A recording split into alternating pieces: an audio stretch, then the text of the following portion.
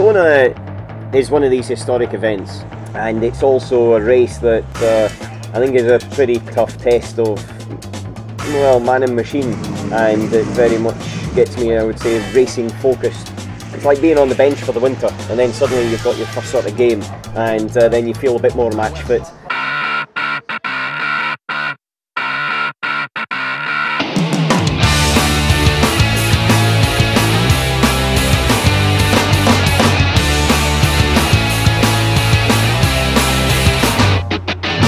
I think Daytona is different to Le Mans.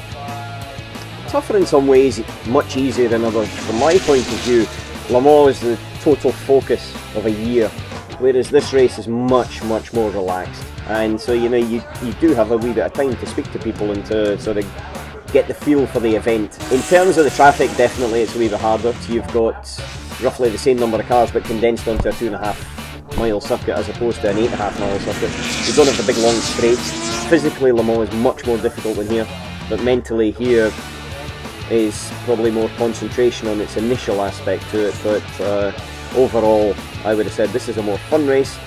Le Mans is still the big one though.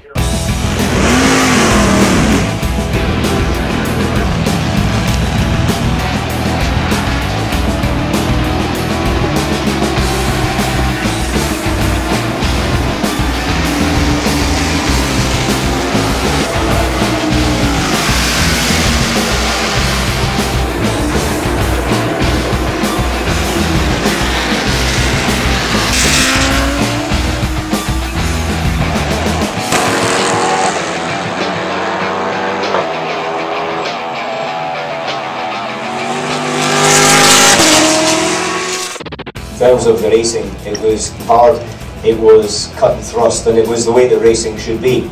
And I have to say I enjoyed that. And the fact that it came right down to 5 seconds, the difference between first and second at the end, is just a good example of it.